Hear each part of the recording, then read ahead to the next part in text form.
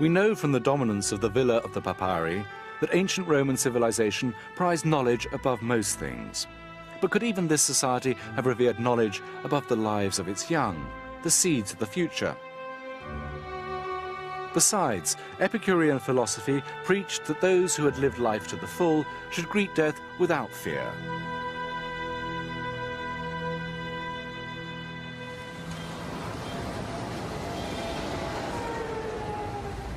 It might simply be that older people couldn't make it to the beach. They may have gathered elsewhere in the town. Until more bodies are found, the riddle of the missing elders will remain.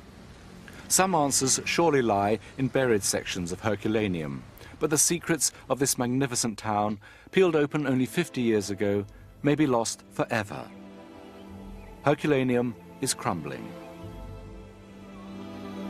Chipped inch by inch from the rock that held them together, most of the villas are now sinking into ruin. In the time I have known Herculaneum, it's changed absolutely dramatically in terms of sheer physical disintegration of the site. Enormous beams are just cracking and falling. Whole parts of the town are barred off with that terrifying notice that just says crolli, collapses. Pollution, erosion, lack of money and mismanagement are all to blame for the condition of the site. Andrew Wallace Hadrill believes that before any more excavation is undertaken, the buildings that have been exposed already should be restored. If you just come to the site, use it, dig it up, have a quick look, then let it crumble and go on and dig up the next bit. That is archaeological rape. If you expose it, you have a responsibility to look after it, and that's that responsibility that has to be faced up to. Very soon, what makes Herculaneum absolutely without compare in ancient archaeology will have gone if they don't do something to preserve it. Archaeology's first prize may be its greatest loss. All excavation in Herculaneum has been suspended. Yet locked beneath the buried lower floors of the Villa of the Papyri, the other half of its library is waiting to be discovered. Historians believe that a collection of scrolls written in Latin is still sealed in volcanic rock. Plays, poetry, art and philosophy, Latin scripts to complement the Greek papyri. Without these, the story of Herculaneum will never be complete. The Villa of the Papyri is now choked with weeds and surrounded by brackish water. The ravages of weather and time have taken their toll. But there is a greater danger. There may not be time to repair the villa to its full glory. Vesuvius could erupt at any time and reclaim its most enchanting victim.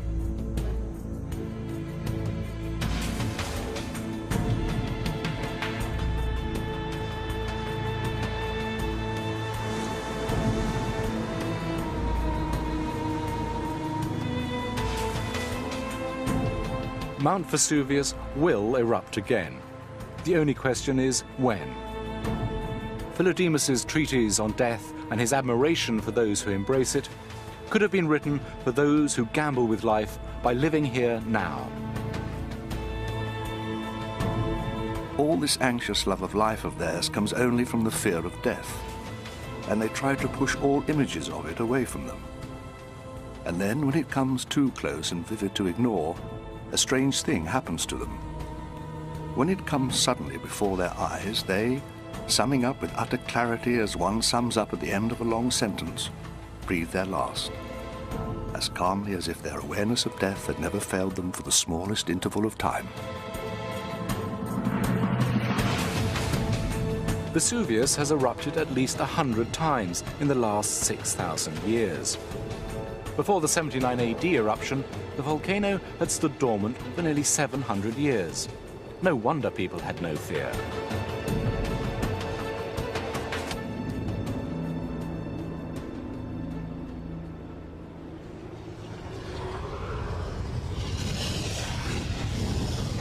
On that day in August, a column of ash 20 miles high had been spewing out of the cone for 12 hours. The fallout rained down on Pompei to the south, perhaps lulling the people of Herculaneum into a false sense of security. It may be that the people found in the boat sheds were those who were last to leave. If so, they paid with their lives.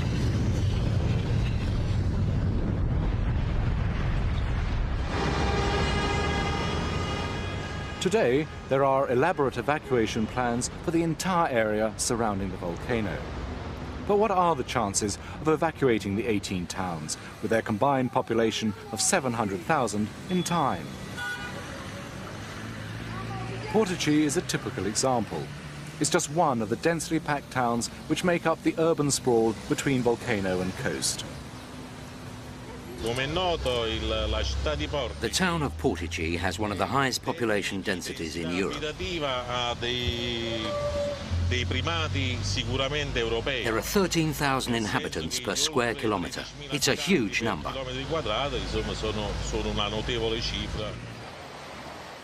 Vincenzo Savaresi is an officer of the local civil protection force. Getting people out in time will be his responsibility, and he's worried.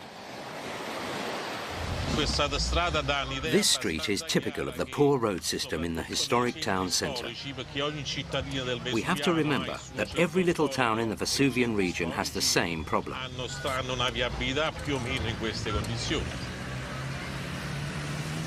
The narrow streets make efficient evacuation unlikely.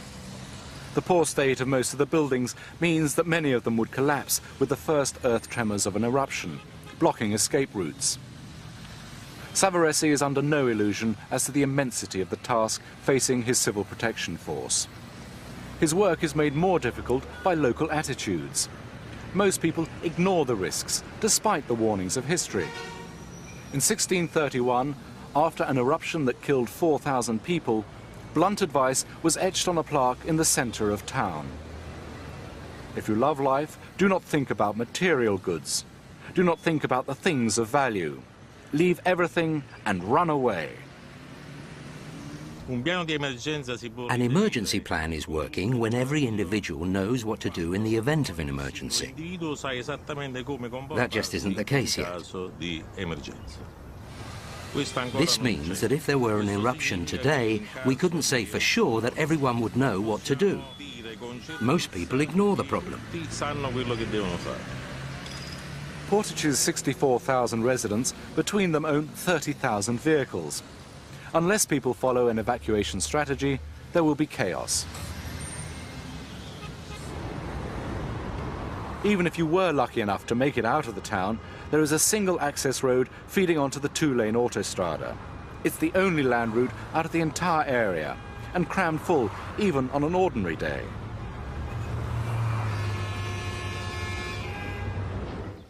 There was no effective road access out of Herculaneum.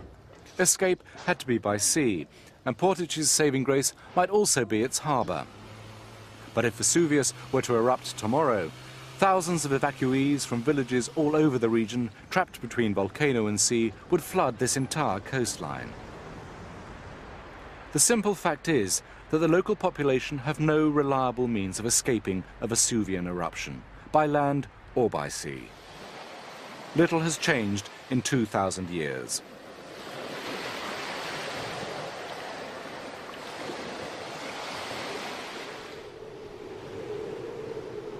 With so many people in the vicinity of Vesuvius and such limited opportunity to escape, it's crucial to know what state the volcano is in. The steaming vents warn that it's only sleeping. Vesuvius is dormant, but alive. Playful wisps hint at the power that is lying just beneath the surface.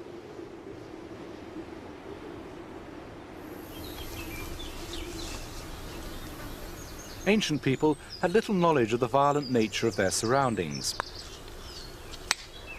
Today's population has the sophisticated new science of volcanology on its side. Vesuvius has been identified as one of the most dangerous volcanoes on the planet.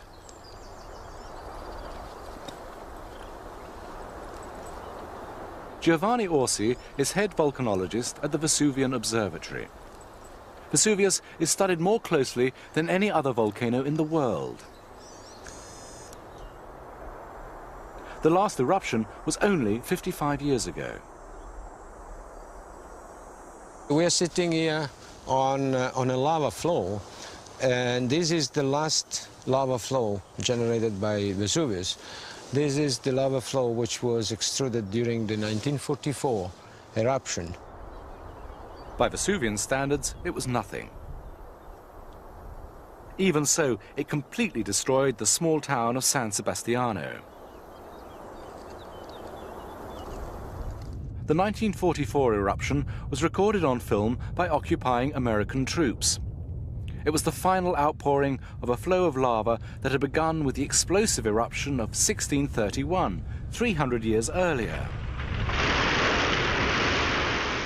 The slow-moving flow was easily avoided. The few people who died were crushed by falling masonry, not engulfed by lava. It is the only eruption in living memory. Houses were soon rebuilt, people moved back, and now the eruption is all but forgotten. Vesuvius, though, is simply playing for time.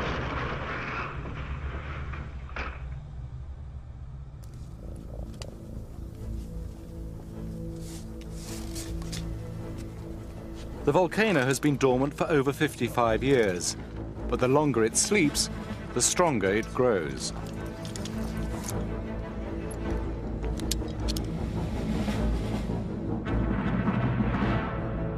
Mount Vesuvius is covered with a network of sensors which monitor its pulse 24 hours a day. These measure vertical ground movements, tilt, gravity, seismic activity and temperature.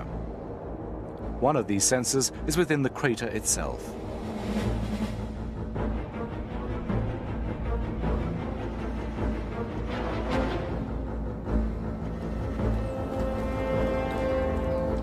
Vesuvius is, but the secrets of this magnificent town, peeled open only 50 years ago, may be lost forever. Herculaneum is crumbling. Chipped inch by inch from the rock that held them together, most of the villas are now sinking into ruin.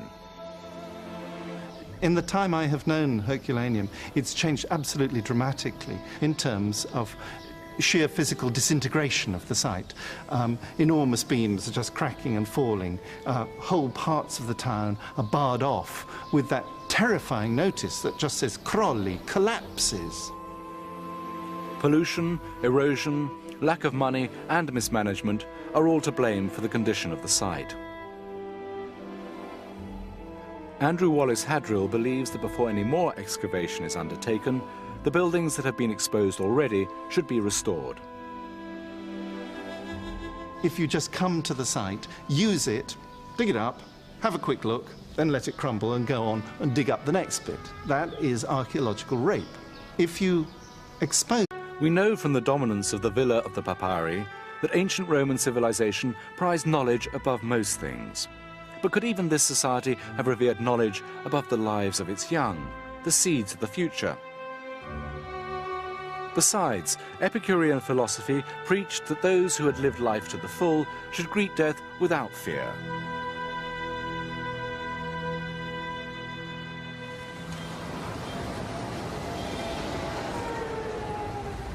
It might simply be that older people couldn't make it to the beach. They may have gathered elsewhere in the town. Until more bodies are found, the riddle of the missing elders will remain. Some answers surely lie in buried sections of Herculaneum.